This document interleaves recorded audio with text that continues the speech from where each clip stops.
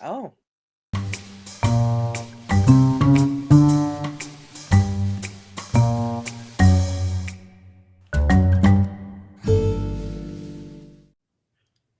Hey, everybody, grab your goat, grab your knife, grab your cloak, get ready to drop your cloak because it is time for the Witches Movie Coven. Yes, indeed. I am Patti Negri. I'm one of your hosts. This is Black Phillip. This is Richard-Lael. He is one of your hosts. He is Black Phillip. There's Courtney Buckley.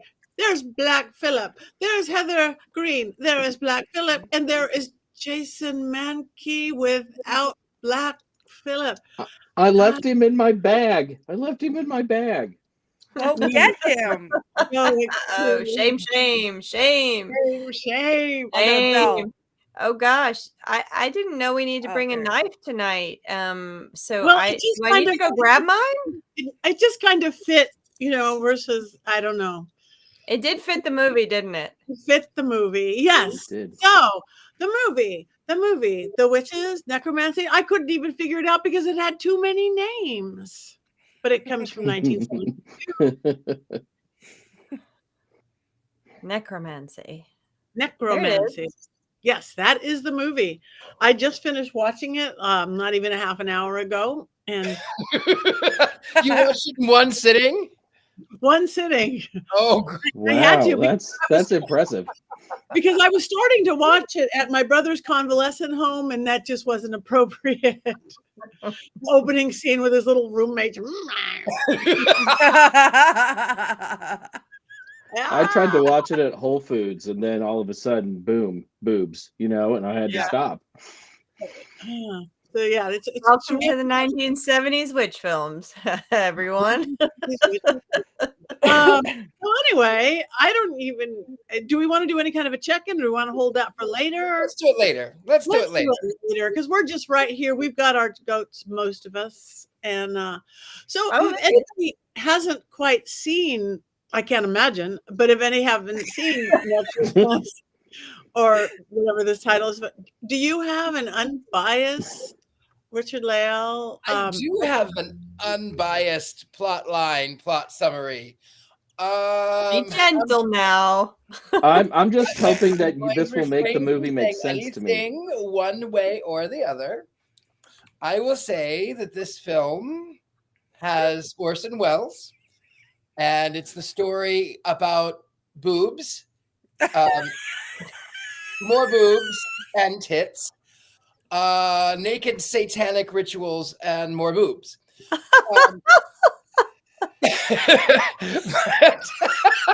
The real plot is a little convoluted, but it's about this woman who is having a baby but is dead, and she wants her own baby and not another one. And then her husband gets a job working in this little town called Lilith.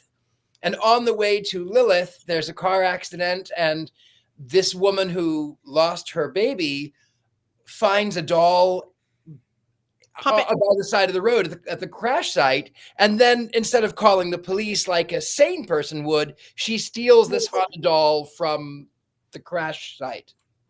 And they get to Lilith, and the neighbors are weird. There's no children, excepting for one weird little boy that you don't know if it's a hallucination or if he's actually there, but then people think that he's there. But there's no children allowed. And then it turns out that the husband is a witch, just like the rest of them.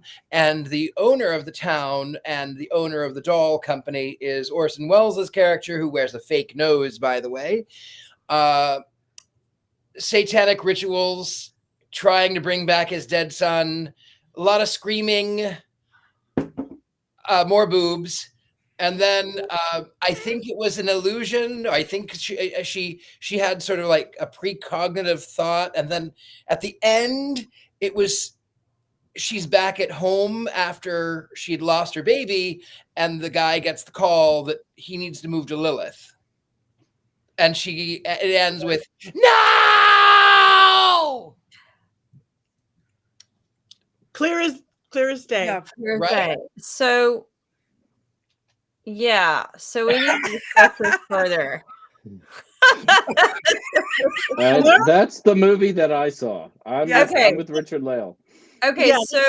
so there's two cuts you can watch. The ending actually ends differently depending on which cut you watch, and the boob count is lower in one versus the other. So if you watch the 1972 version, your naked body bits part is going to be lower than if you watch the 1983 cut, which has significantly more nudity and salacious witchcraft and drugs and rock and roll and all that kind of stuff. So it really depends on which movie you watch, depending on how it ended and how many naked body parts you saw.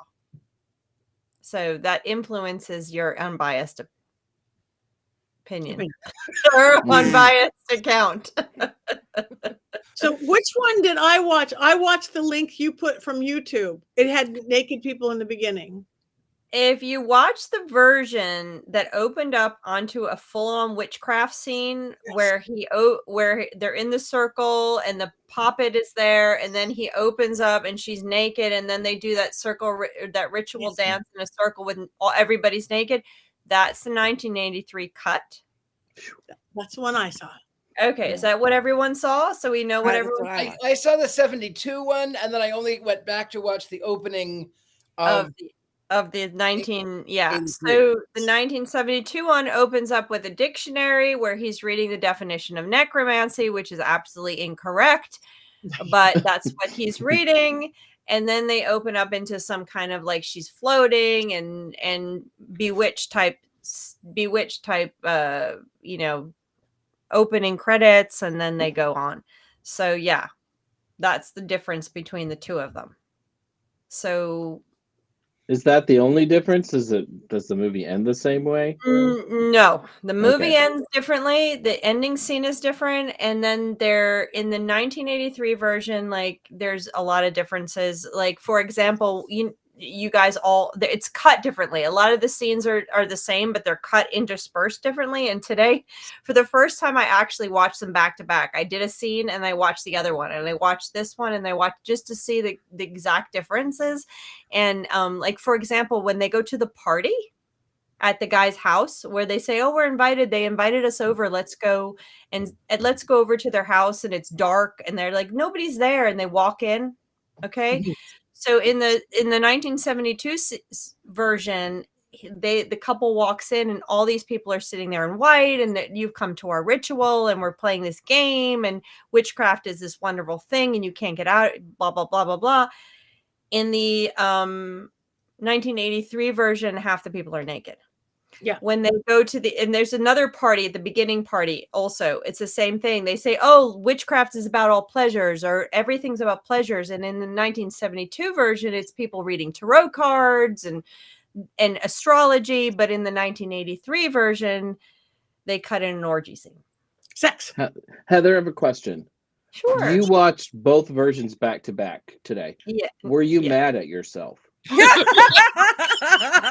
No, because I'm a film historian and I love it. Can we get "Were you mad at yourself" on a t-shirt, please?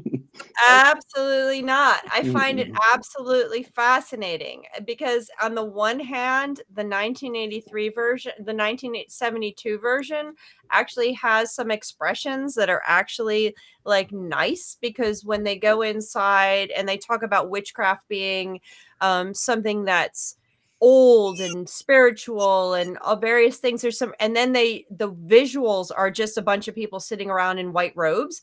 That's kind of nice, right?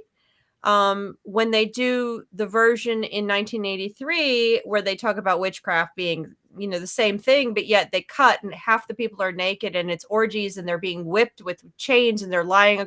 There's one scene where I was there for that one. One of the naked people was lying on the mantle getting whipped. I was excited about that. Parties. That's a scourge. That was a scourge, and there are witches.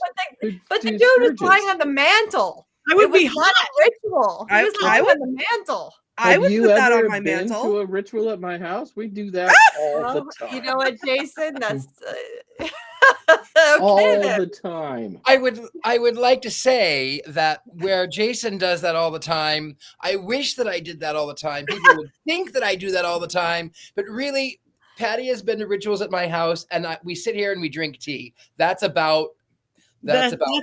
it. And if I'm gonna lay on the mantle naked, I think it needs padding because it would get hot. My fireplace gets hot. I was just sitting there worried about their skin, not the whipping. You know, I think that there's fun stuff to both of them.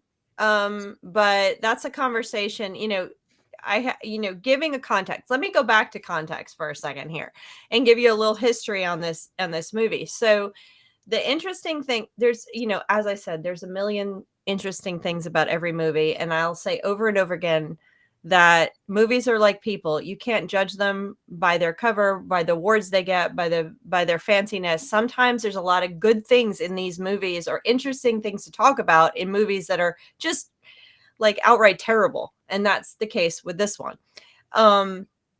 So one of the interesting things about this one, well, first of all, the first cut of this movie was not the one we see, not the one that you actually see that starts out with the dictionary. Okay, that's the 1972 version Necromancy. That was not the first cut. They actually had a different cut. There was a legal battle. Apparently, the first cut had more of those salacious scenes, had more of the nudity, and it was gonna rate it R to X. Now, in 1972, this was the beginning of the rating system. So I've talked about before is that the rating system came in 1968, right around the time that Rosemary's Baby was released, right? So that movie really was the last witchcraft film that was in the old system, was in the system. So we had the rating system come right after that. And when the rating system came in, people could do whatever they want. They could do whatever, they could express anything they want. And then you were subjected to this rating system, which was G, PG, and R. Now, X was not a legitimate rating designation. That was something that came in that was imposed by the porn industry, which was changing its face too, because now they were allowed to express themselves in a different way than they had been before. So X was not a true designation by the film industry. So you were allowed to be these things. So we had sexploitation films because all of a sudden this stuff could be there. You had blaxploitation. You had films that were catered to the Black population of America for the first time. Oh my goodness, these people buy tickets. Let's make films for them. You had blaxploitation. So you also had witchcraft. And I call it witchploitation. So you have tons of witchcraft films at this time that were feeding off the popularity of not only witchcraft and Satanism, in the general population, but also the success of Rosemary's Baby. So this is one of those films. So you're going to get the drugs, the rock and roll, the sexuality, the witchcraft, all of the things in all of these films. And this is one of them. Okay. So basically this film is a, what's interesting is that this film, the one that came out in 1972, is not really a representative of what you saw during that period of time. The 1983 cut is more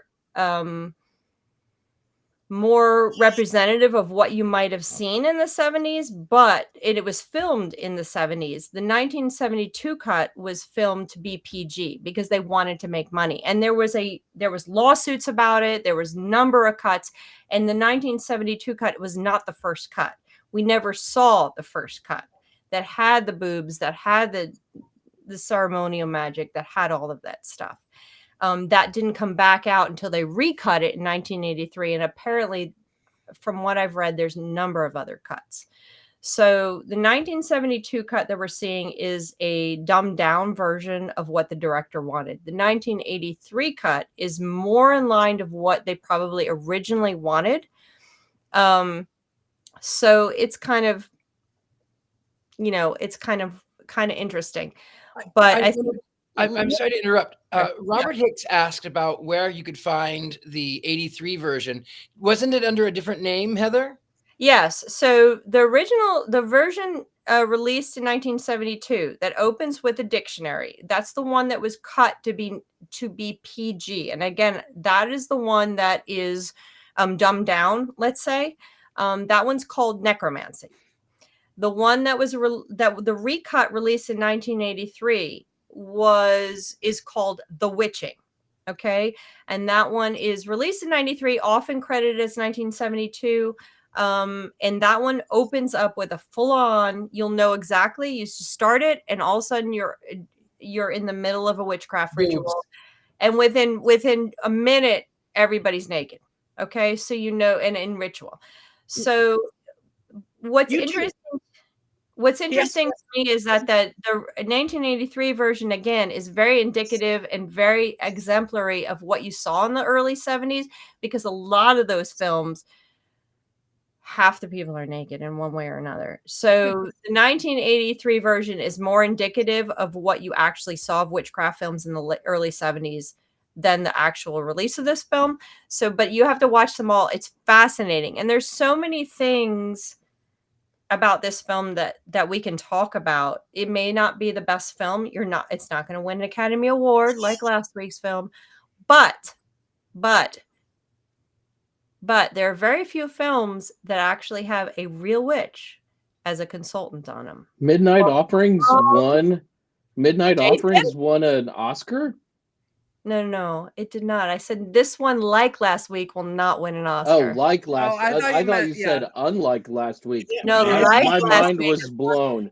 So I said I was giving you an entrance, Jason. I said, yes. And very few of these films, although influenced by Paul Hewson and the literary or the literature, the witchcraft literature of the time, very few of these films actually had, until the 1990s, had an actual witch consultant helping with the ritual. This one did. Very few of them did.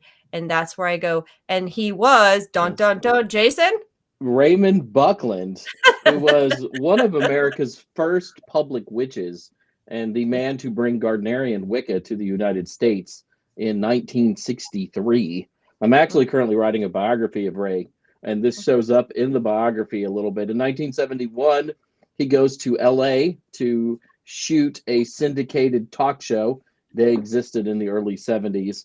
And while he was there shooting that show, he made an impression on some people in Hollywood, most notably the director of this particular picture, who asked if Ray would be a consultant on the film. Ray says in his memoir that's unreleased, he says that they actually did change some scenes because he said that this was not really representative of witchcraft, though he says they did not change enough scenes, which is pretty obvious, and that there were times when they did not listen to him. But he said they were still trying, at least to a small degree, to get some of the things right. And if you look at the film, especially the nudity, we talk about the nudity, but in the early 70s, people would have expected nudity amongst witches because the number one flavor of witchcraft, or the most publicized flavor, was Gardnerian craft. And Gardnerians are said to work naked in the nude, which is what Raymond Buckland would have been doing in the period. So it would make sense for the witches to be naked. And there are some real bits of witch ritual in the film. There's a line here and there. The problem is, of course, is that they say a line that relates to witchcraft, and then all of a sudden you get "and Satan" backing it up, which Ray would have been really horrified by, because one of his core beliefs was that there's absolutely no Satanism in witchcraft, and that there is no devil in witchcraft. And that allegedly there's actually a scene of Ray in the film, though I've watched it a couple of times trying to find him. He's supposed to be one of the witches in one of the Coven scenes, but he must be very far in the back because I've never been able to place him. I hadn't found him either. Yeah. Let me answer. We never did answer Robert's question. YouTube with that other title. It's free on YouTube. You can watch the whole thing. Yeah. Just look for The Witching 1972. Yeah. It's there. And yeah, if you send a message to one of us, we can send you a link. It's there. That's the one that starts with YouTube has both of them, but the one that starts with the ritual you will find on YouTube. I couldn't find it either, Robert. So thanks to Ms. Heather, we did find it. It is on YouTube. Yeah. I Reach didn't out. watch, but now, Ms. Heather, since I only watched really the opening of the 83, and I watched the full 1972, and by watched, I mean tried to watch for like 5 or 10 minutes at a time, and then would play video games like, Tetris on my phone. How does it end differently? Because in the 72 version, it ends with it's all a nightmare, it's all a dream. She's getting called back. He's getting the call to come to Lilith. So you said it ends differently? Yes, it's very different. So as they progress in the 1972 version, it really keeps her very innocent and kind of slowly sucks her into the witchcraft, where she finally decides that I'm going to do this puppet and I'm going to defy. It feels like a very defiant choice. And then she, winds up getting into the necromancy ritual and into the coffin, and then she wakes up. In the 83 version, she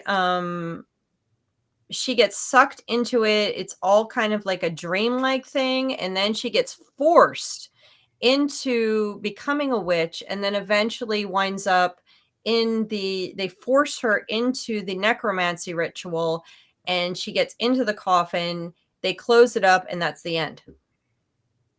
She didn't want to die, and she died. She dies. Mhm. So it's much. Well, I'm glad it has a happy ending. So the 1983 version, I don't know about happy, but the 1983 version is more salacious. The horror points are different. Like the issue, the fear with the rats, the scene where the rats get her. This horror in the 72 version is much more secondary to the Satanism and the death and the witchcraft, whereas and it's more salacious. The 1983 one is all about the booze and the things that are culturally inappropriate. I mean, the one party scene where they're all naked, they bring out a bong and there's rock and roll, and I mean it's everything that you're not supposed to do. I mean, it is California. Those weirdos. And what I know from a little kid, that nobody over 30 was the cutoff. You were dead and could not cool after 30. I remember that from my brothers. I mean, and I don't want them to live past 30, kind of thing. Well, one day when I turn 30, maybe I'll find out. Yeah, let us know. Yeah, you're just like, what, you're like 20 with like what, 10, 20, 30 years of experience. I am 83, but a warning: take good care of your body. It's going to be with you for a very long time.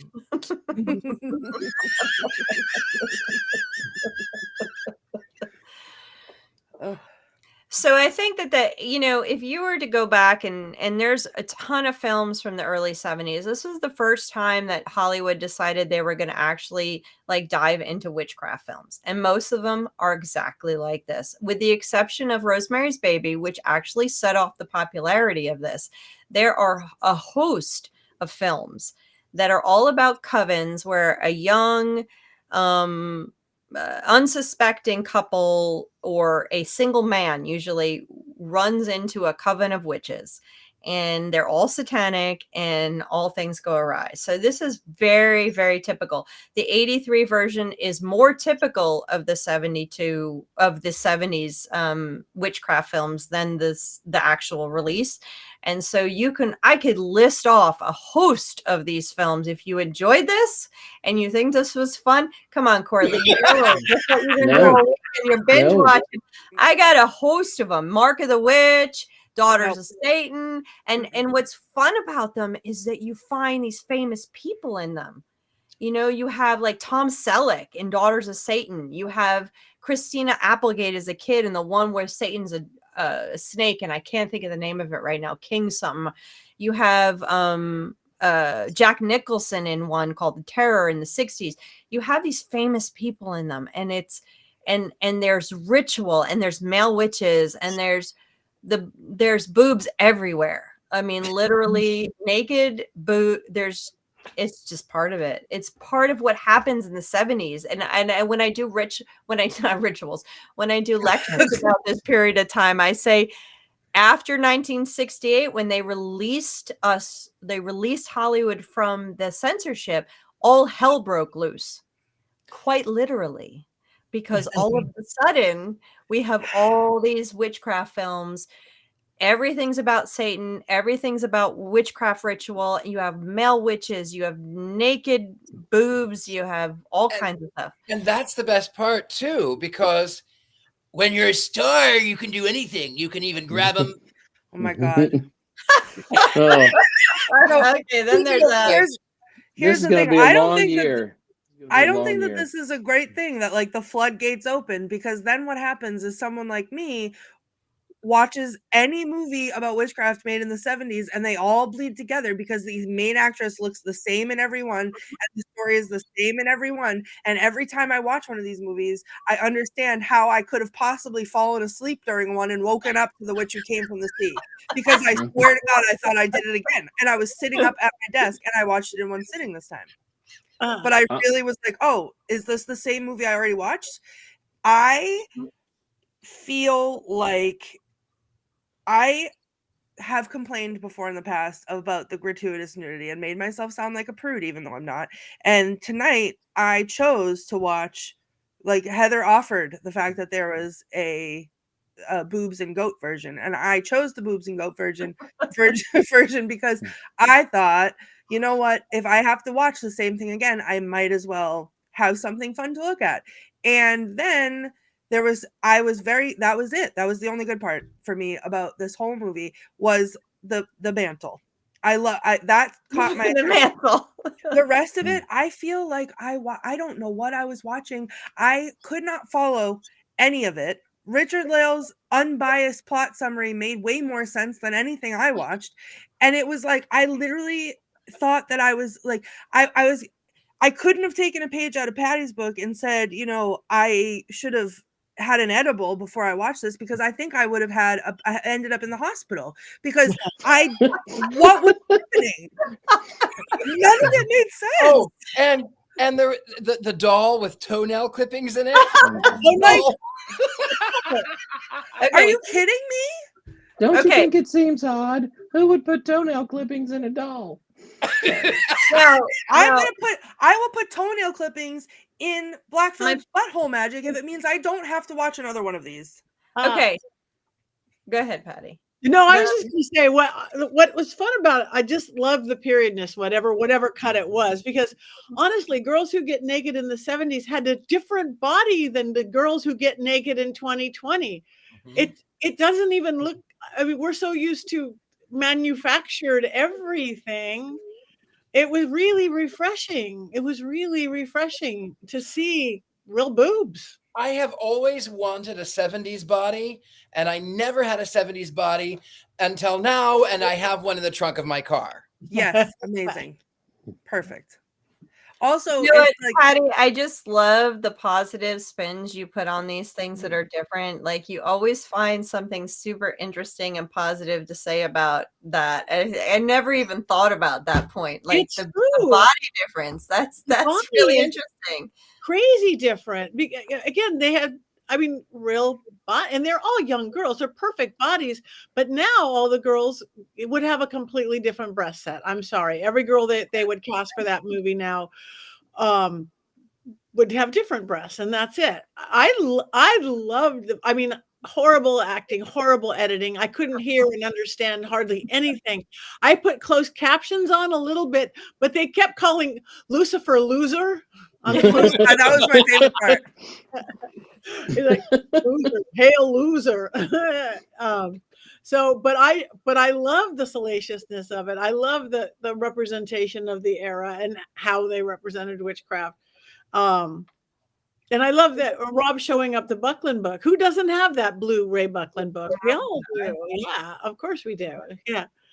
I think the key, there's several key things, again, we'll do a lot of movies that we do on this show are fun. We have us expansive, and this is one of those ones that's not going to win awards. We're not going to all love to watch it. None of us are going to go watch it again for fun, but it's important in terms of witchcraft representation, because you do have not only one of the first times, if not the first, as far as I can tell, that's recorded where a actual witch, Raymond Buckland, advised as best as he could, and he tried to get them to listen. And we also have the Wardrobe, the Witch's Cauldron Inc., which I tried to find. Actually did some research to try to find who they were, and could not find them in California or Long Island. And Long Island is where and Jason may correct me, but I believe at this period of time, that's where he was living. So I thought maybe they found the Witch's Cauldron Inc. there in Long Island where he was living, but I could not find it. I didn't check all the other states, so I don't know exactly who they were, but this is the first time that we could actually see a witch getting actual credit. Even though throughout the 70s, if you do watch a lot of these films that come from this time, like I said, The Mark of the Witch, Daughters of Satan, Satan's School for Girls, I could list off 10 of them. And if you go to my book and you go to the 70s chapter, you'll find all of them. They're all very similar. Most of these do have influence from Hewson, Buckland, all of the texts, Gardner, that were coming out at the time. This one is direct. So historically, for us witchy type people, this movie is significant because, hey, Buckland, first time that we actually had a real witch on the set trying to advise. It's not quite as evident in the rituals as Mark of the Witch or some of the other ones, but it's there, which is pretty darn cool. The nudity is very typical of this period of time. You'll actually see even more, and most nudity in these films is women. So you'll see a lot of that stuff as well. The other interesting part about this film historically, because I always have to do that and rain on everyone's parade and be the professor, is Orson Welles. And there he is right there, because you got to love Orson Welles. He was very, Orson Welles was someone who was very in film. What's the word? He kind of bucked trends. He pushed boundaries with his work throughout. He was obviously the voice, if you didn't know, of the famous radio broadcast, which scared half of the country into thinking aliens were going to be attacking. I think that was like 1938 World of Worlds radio broadcast, Citizen Kane. But what's interesting about him in terms of witchcraft is that he did a film, a Macbeth version in the late 1940s, 1948 or so. It's a terrible version of Macbeth, but in it, he tried to represent the difference between the old religion and the new religion. And he really tries to make a distinction between Druidism was what he called it, and the old religion in Scotland versus the new religion. And you see that in this film too, where the people talk about the old religion. We're trying to tap into the old religion. Orson Welles was very, very interested in this distinction. And here you see that. The old religion was absolutely satanic. Well, according to what this movie says, it was. Go ahead, continue. No, I was just making elaborate. Well, the fact that really Satanism, even references to Satan, it's really very contemporary. I mean, even within the last maybe 500 years, but even that was rare. It was just not. It was just not what one did. I mean, with the Church of Satan being founded in the 60s, that was the first satanic religion. So, like, overtly satanic. Mm-hmm. Now there were demon worshippers and things before, but those were very, very, very rare. But the fact this film says that it's the old religion and hail Satan. Well, that was really the idea around witchcraft at that particular period of time. And people were truly convinced that this was the old religion. This was a religion that predated Christianity. In Margaret Murray's Witch Cult in Western Europe, she says that the horned god, which had been pagan, had been sort of replaced by Satan because people got confused because of all of the Christian influence going around. And it's also worth pointing out that in the 70s, if you were to buy a paperback book on the occult, you would read a chapter about Satanism, and you would read a chapter about witchcraft, and then probably UFOs and 5 or 6 other things. But all this stuff really blended together in a way that it doesn't blend together anymore. People were desperate for information. They were desperate for something that was different in the realm of spirituality. And sometimes they freely mixed what we today would call modern Wiccan-style witchcraft with Satanism, mostly because there were so few materials and they just didn't know any better. And I mean, I do that myself, but I do it on purpose. Yeah. Right. Well, I just think people did what they could, what they had available to them. And in some ways, there are probably groups that look exactly like this in 1972.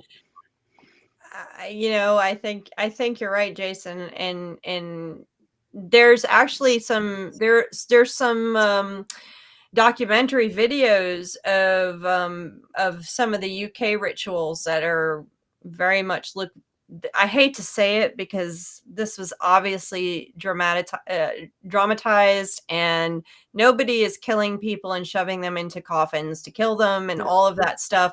Not but there's anymore. What was that? Not anymore. But there are aspects of it that Raymond Buckland's influence was there. If you look subtly enough, there definitely was pieces that were there. Speaking of Ray, too, I don't want anyone to think that he was on the set the entire film. He was most definitely not. He had a day job. He was probably only on set for maybe a weekend, a day or two. But he did get to look at the script, and he did get to offer some ideas with the script. It wasn't like he was there throughout the entire shooting of the picture. And very rarely. Possible.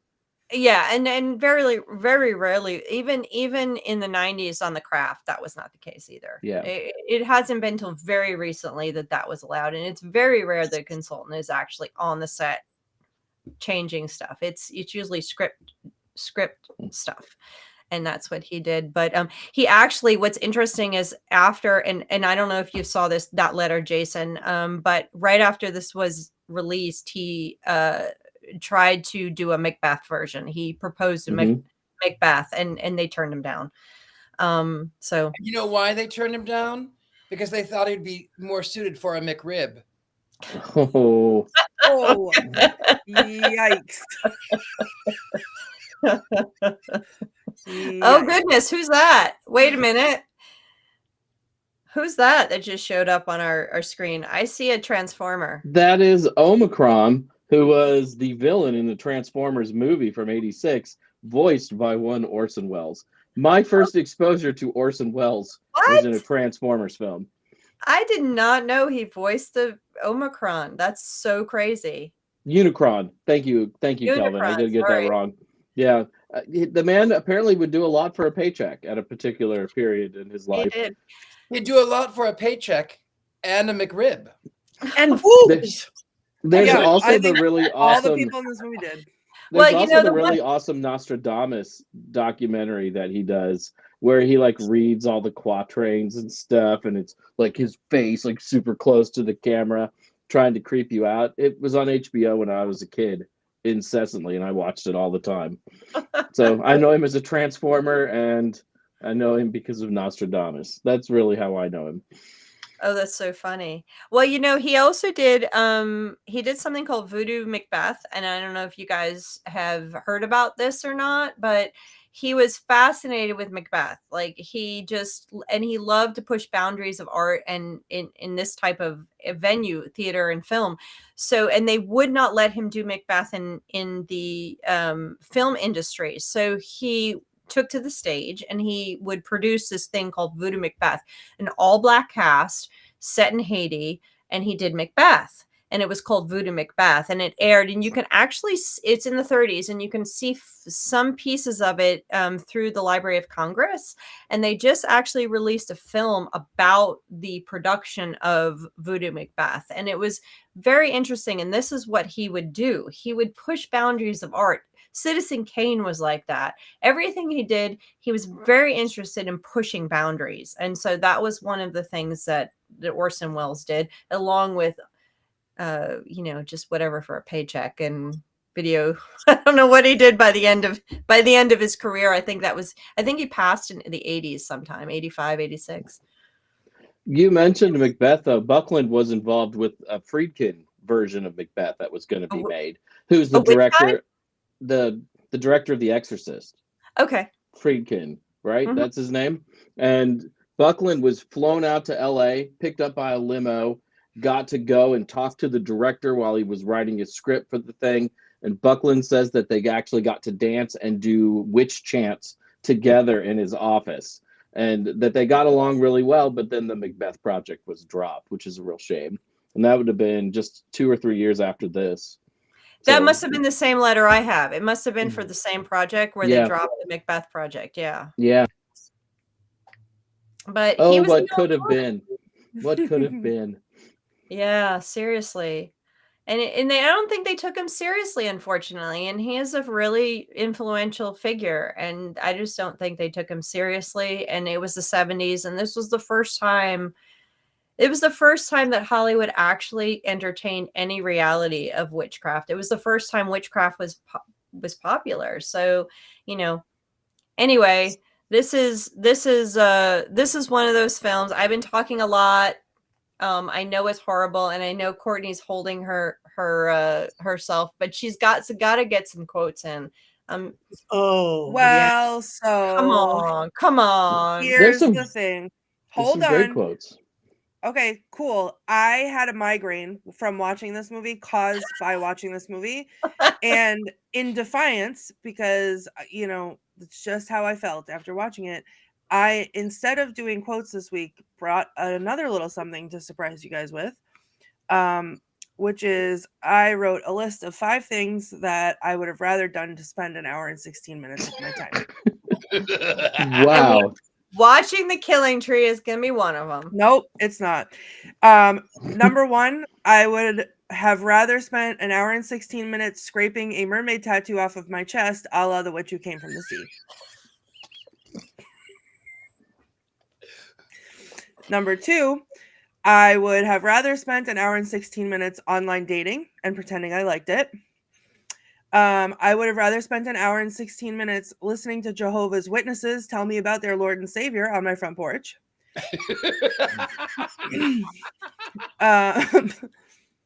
Number 4, I would have rather spent an hour and 16 minutes cradling a haunted doll in the attic of the Villisca Axe murder house. I can help you with that. Oh, there. No, there was one there. And lastly, and everybody buckle up. Lastly, I would have rather spent an hour and 16 minutes admitting to Jason that The Killing Tree and Your Highness are terrible movies and not saying a word in their defense for a whole hour. Whoa, that is serious. Whoa. That is serious. So in lieu of quotes, friends, that's what I came prepared with today, because that was painful to watch. Well, you know what? That was good, Courtney, but I have to say, I found this film to be rather titillating. I think it's good to have a good memory. Mm-hmm. They did their best to do everything within their power. It was really just mind-boobling. Yeah, the boobling. And the boobling was the best part. for me, like that was the part that I was able to enjoy a little bit, shockingly this time. Also Colin Barrett. Well, I'm glad you were able to get that off your chest. I did, thank you. Colin Barrett said, "What root canal did not make the list?" No, because a root canal is not painful enough to qualify. Oh, please. This is okay. So you're not allowed in my academic class on witchcraft films because this would make the class, and I would have to call you up out of that. Okay, listen. Here's an important role in witchcraft history. I hear you. Know your history. I hear you, and I respect that. I do, right? But I don't come from, like, when we watch these movies, I'm not watching them as a film historian, and I am watching them as a witch, but I'm also watching them as someone who loves film, like just loves the cinematic experience. I love to go to the movie theater. I love to bring a blanket. I love to get immersed in the movie. So that's where I'm coming at it with. And this, literally, I said it out loud like 4 times while I was watching it. Like, I have a migraine while I'm watching it. Like, it's just not doing it for me. So from that perspective, while I do respect what it did for us, and I do respect its place in history, I really genuinely do, as a person consuming a film, it was one of the worst ones I've ever consumed. That's okay. Wow, that's wild. And that's a fair, this is art, and that's a fair judgment. I respect that. I would not watch this again just for entertainment. I completely agree, but this is not one of those films. But there was some great quotes. I've seen worse. There were some great quotes. I can't remember them. The one about something witchcraft gets a hold of you, and I'm not a quote rememberer. I'm not a joke rememberer. I was going, oh my God, I hope we get that quote. I hope we get that quote. I didn't do it on purpose because this movie irritated me so much that I felt like it did not deserve my attention. I liked the one that said, "It's a nice town with okay people." Yeah, that was a good one. There are some beautiful lines in this one. When I was walking home from Whole Foods watching this on my phone today, they talk about the horned god, and at one point they say, "The only true God is the old God, the horned one, perfect God. He reflects the honest image of man, the good that is in it and the bad." And I was like, that is a pretty profound statement that I did not expect. And there's one other quote we'll do in the movie minute, which I also really liked. There are just these little bubbling moments, and yes, like Courtney, I cursed Heather's name several times while watching this movie. But I also found things to appreciate and enjoy in addition to the boobs while I was watching the movie. Here's the thing for me. I think it was just the fact that it was on the heels of last week's film, which also I did not enjoy. That it seemed like, for me and my movie consuming abilities, I didn't have a good day today. It wasn't the day for me to watch this, especially on the heels of the movie last week. So I came into this, unlike Richard-Lael, I was so biased. I knew I was going to hate it. And I tried to give it a chance for about 7 minutes, and then I had a headache, and then that was the end for me. So can I add something really funny to this? So I was doing some research on AFI and all this just to find out the details. And apparently the main couple, the wife, Lori, and the one she stabs when in the ritual, Frank. What was his name? Frank. Thank you. So apparently they met on the set, and then they wound up married, and then were married ever since. And someone, according to what I read, is that one of them said the best thing to ever come out of this movie was their marriage. Gross. Yeah. He owns a rare bookstore in West Hollywood. What was that? He owns a rare bookstore in West Hollywood. The guy who played Frank. The guy who played Frank. Yeah. The one who gets stabbed when he's wearing a goat head. Yeah. She kills him in the ritual. What's his bookstore? Do you know? It's on Wikipedia, but I can't remember the name of it right now. But I read up on these things. Also, we didn't talk about the goat head at the beginning of the movie. The white one? Yeah, that goat head is delightful. That is not in the 1972 version. I wouldn't think so, because you can hear Orson. It's like a replacement for Orson Welles. They must have used dialogue from the cutting room floor, but didn't have him available anymore, and then just used the goat head. And the goat head is very cute. It's not threatening at all. I did like the goat. Yeah, I just wanted to take the goat home. I wore a goat shirt today just because I liked the goat so much. That is nice. So, overall, I'm not going to watch this movie again unless I'm studying. So I agree with you guys as far as the quality. It's not a great film. This is one of the films that came out of Rosemary's Baby was so successful. Let's make another one. And there's thousands of them. Witchploitation. None of them are as good as Rosemary's Baby. There are very few. But if you like this kind of cheese, low grade stuff, there are so many fun movies and you get to watch them and it's so much fun and you laugh and you're like, I would rather watch a string of these films than watch Your Highness any day. Sorry, Courtney. Love you. Fair. But this is why I point this out all the time, that when you and I talk about the movies that are so bad they're good, we are talking about very different movies. Oh, it's true. But this is not what I'm talking. I'm talking about so bad on purpose. It's stupid on purpose. This was just so bad. But both are enhanced by drugs. Yes, both are enhanced by drugs. I would watch it again. So do we want to vote or do we want to do the movie minute? I don't remember which we do first. Movie minute. I think the movie minute. Okay, Jason. All right. Let me begin with one word: boobs. There are two versions of this film, one without boobs and one with boobs. Neither version is particularly good, but the movie is made more palatable by the inclusion of boobs and butts. By the power of Satan, I demand you appear. Boobs and butts. Boobs and butts. Boobs and butts. I really like boobs and butts. Boobs and butts. Boobs and butts. I really like boobs and butts. And speaking of Satan, this film would like to introduce you to Lollipop, an adorable satanic goat with the voice of Orson Welles. Before the days of Black Phillip, there was the shaggy, lovable Lollipop, purveyor of Luciferian novelties and other hellish delights.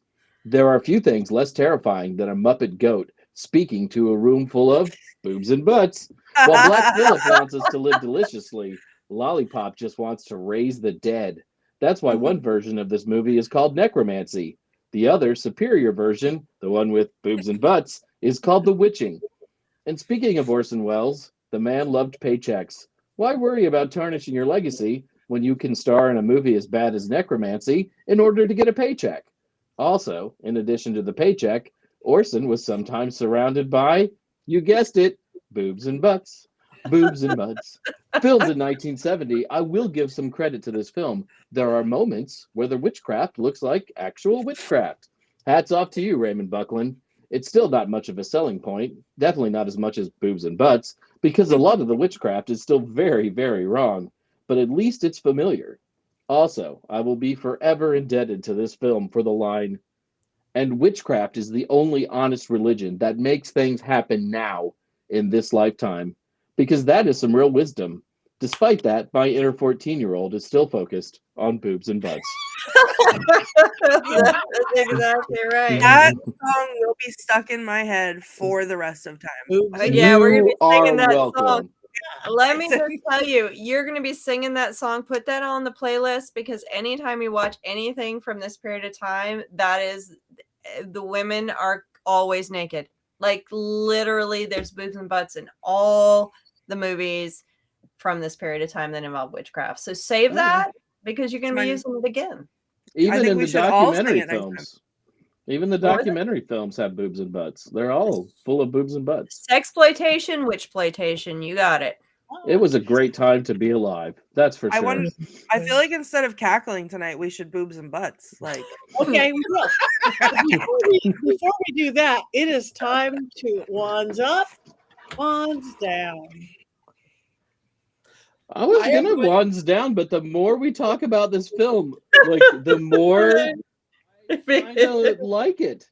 It's kind of fun. It's kind of fun. I will not. These movies are kind of fun.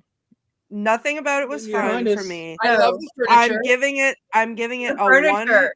one more on the clock. I give it ones up for the furniture. I give it ones up for Lollipop the goat. I give it ones sideways for Orson Welles. I give it ones way up for boobs and butts. Oh, well, way up for boobs and butts, but. And I'd like to point out and cheer for Raymond Buckland's, bucking a trend and becoming one of the first that we know of, consultants on a movie. So hey, good try, Raymond. And we have male boobs. We have male butts in this too. I don't want anyone thinking it's just female butts. And that is even more rare. Male butts and male full frontal nudity is extremely rare in these movies. So hey, all right. I'll give it a black Phillip butt. Mine was getting more and more erect as we spoke. Boobs and butts. It just goes to say, if you say boobs and butts enough. So we know what we are doing. I loved watching the film. Again, bad and everything, but I liked it. What are we doing next week? Dungeons and Dragons, the recent film, 2000 and what? 22? 23? Came out just last year. Yeah. We're back to the current age, so there probably won't be boobs and butts. Damn. But there is the best of the Chris's, Chris Pine. There doesn't need boobs and butts because it has a plot. This had a plot. A very simple one, but it had a plot. All right. Well, why don't we do plots? They were buried in them. Oh yeah, look at that beautiful girl right there. Who's that beautiful girl? Tabitha. We had so much fun. I got lots of great pictures too. That is awesome. Spiderwick Chronicles. I just saw someone recommend that. I'm gonna write that down on our list. Which Dungeons and Dragons? The new one that came out just last year, Robert Hicks. Yes. Not the crappier one that came out 20 years ago. No, the recent one.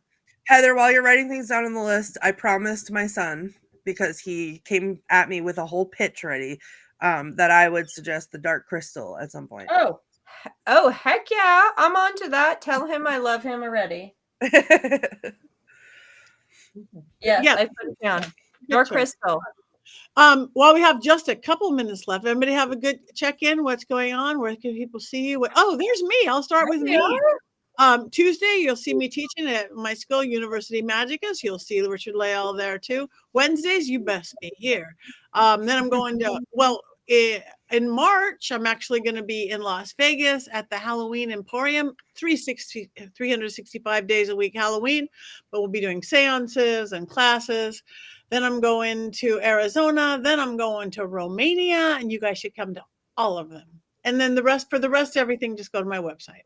That's me. I'm here. Go, Heather. Oh, okay. That's me. So I think this is a little out of order as far as the graphic, but in March I'll be at Pagenicon in Minnesota. And of course, I am on the board for Mystic South. So we are engaged in getting things going. So if you're interested in presenting there and you have some witchy occult stuff to share, please go ahead on a website and apply, and see you in Atlanta in the middle of the summer in Hotlanta. And then I'll be doing Charlotte Oz, which is a Wizard of Oz conference in Charlotte. But between then and in all between, I'm working with authors and here in Atlanta doing my thing and writing my articles, as always.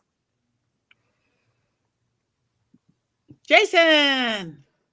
The end of February begins a lot of touring. I'll be at Convocation in its new location in Ypsilanti, Michigan, February 22nd through the 25th.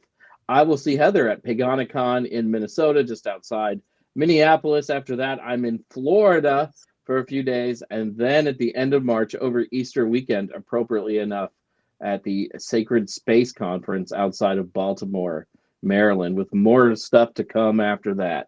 I'm already tired. Can I just stay home? This This is me, Richard-Lael. Richard-Lael is one name, not two. If I were just Richard, I'd be I'm not going to tell you since you can't even see me mouth it. I am here in New Orleans. You can find me at thegentlemanpsychic.com. Message me on my Gentleman Psychic Facebook page. You can message me on my regular page. You can come and see me. I teach at Magic University, Magic U. I will be traveling at some point, but I don't remember the date, so I'll get those to you. And that's it. And Courtney. Hey, I did my homework. Where's my graphic? What happened? All right. There it is. There I am. Okay, so that's me, Courtney Buckley. I am at the Themes on all the socials. You can follow me there. I sometimes stream on Twitch to play video games, but my pride and joy, the Anti-Valentine's Day tour, is coming back in Salem, put on by the Salem Night Tour, which is my tour company that I work for. The Anti-Valentine's Day tour is for those people who, like me, think Valentine's Day is a waste of time because love stinks. So come and hear all about stories of love gone wrong in Salem. And you can get tickets there at salemghosttours.com or scan that QR code. Thank you. And it is that time. So we're going to do the boobs and butt song over. I think we should. Okay. Yeah, sure. All right. Jason, lead us in. Boobs and butts. Boobs and butts. Boobs and butts. Boobs and butts. Boobs and butts. Boobs and butts. Boobs and Boobs butts. and butts. I don't know if I can do this. Everyone loves boobs and butts. Boobs and butts. Boobs and butts. Boobs and butts.